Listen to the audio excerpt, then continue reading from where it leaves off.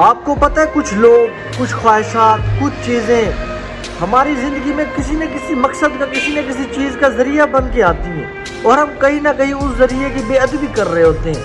اصل میں ہم اس ذریعے کی بے ادبی نہیں کر رہے ہوتے، ہم اللہ کی بے ادبی کر رہے ہوتے ہیں۔ وہ کیسے؟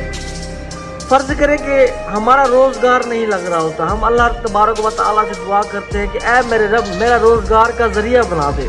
اللہ ہمارا کہیں نہ کہیں کسی نہ کسی جگہ پہ روزگار کا ذریعہ بناتا ہے، ہم وہاں سے روزگار حاصل کر رہے ہوتے ہیں، اپنے بیوی بچوں کا، اہل و عوال کا، گھر کا پیٹ پال رہے ہوتے ہیں۔ اب جب ہمارا پیٹ بھر جاتا ہے نا، تو ہم اس کام کو طنز و مزاح کی نگاہ سے دیکھنا شروع کر دیتے ہیں، چھوڑنے کو دل کرتا ہے اور ٹھٹے مار کے واپس آ جاتے ہیں۔ اب دیکھیں اس چیز کو روزی کا ذریعہ اللہ نے بنایا ہے، اور جب ہم اسے چھوڑ کے آ رہے ہیں، ہم اس کی بے ادبی کر رہے ہیں، رزق کی بے ادبی کر رہے ہیں، تو اصل میں ہم اللہ تبارک و تعالیٰ کی بے ادبی کر رہے ہیں، اس کی رحمت کی، اس کے نور کی، اس کے جلال کی بے ادبی کر رہے ہوتے ہیں۔ یہ تو میں نے آپ کو روزی کے ذریعے کی، وسیلے کی مثال دی ہے نا، جو کہ اللہ نے کسی نہ کسی چیز کو ہمارا روزی کا ذریعہ بنایا ہوتا ہے نا۔ آپ دیکھیں کچھ لوگوں کو اللہ نے ہماری خوشی کا ذریعہ بنایا ہوتا ہے، کچھ لوگوں کو ہمارے نوالے کا ذریعہ بنایا ہوتا ہے کہ وہ ہمیں 1 ٹائم کا، 2 ٹائم کا کھانا پرووائڈ کرتے ہیں۔